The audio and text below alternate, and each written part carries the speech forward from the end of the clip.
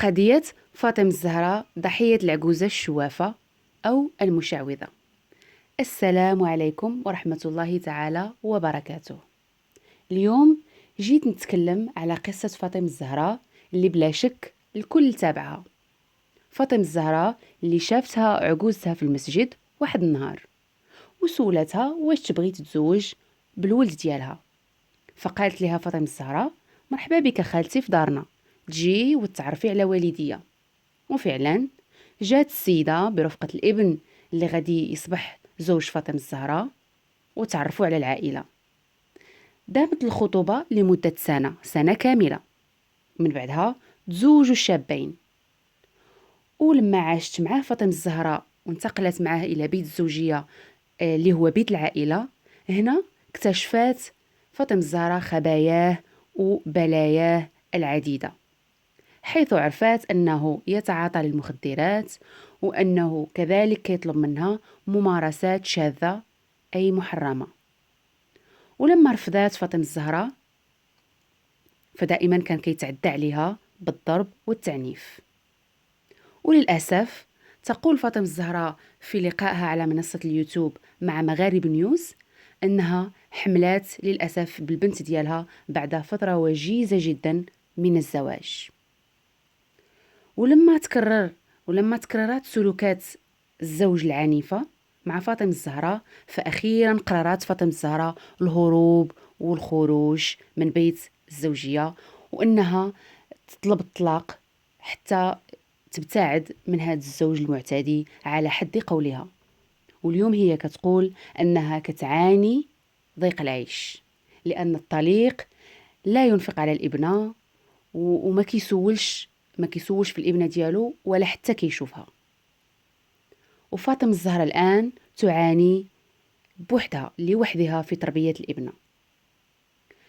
فهنا كنبغي نقول مرة أخرى للبنات أنهم يردوا البال. كنزيد كنكرر أنهم يردوا البال ويسولوا على زوج المستقبل وعلى العائلة ديالو. ما فيها باس نسولوا على زوج المستقبل، ونسولوا على العائلة ديالو، ونسولوا عنده في الحومة، نسولوا عنده في المحيط ديالو. ما نتواناوش ولو للحظة أننا نعرفوه الشاذة والفاذة، كما كيسبق لي وكنذكر في جميع الفيديوهات ديالي أننا نعرفوا الشاذة والفاذة على زوج المستقبل، لأنه هذا زواج، والزواج كما كنعرفوا كاملين كيدوم وكينتجوا عليه طبعا أولاد اللي هما اللي كيمشيو ضحية، هما اللي كيكونوا الضحية الأولى. فكما سبق لي وذكرت أننا ضروري أن البنات ضروري خصهم يردوا البال ويسولوا على الزوج وعلى العائلة ديالو، حيت هادشي علاش في الدين ديالنا كاينه شي حاجه سميتها الخطوبه. كاينه فتره الخطوبه البنات هي فتره لازم يغتنموها العائلتين، وخصوصا عائله العروس، ويسولوا ويبحثوا مزيان على الزوج وعلى زوج بنتهم المستقبلي. فكيف ما شفتوا هنايا معايا في قصه فاطمه الزهراء، العجوزه اصلا صدقات شوافه ومشعوذه، والابن ديالها ابن مفلس وما خدامش، ورغم ذلك كتقلب له على بنت الناس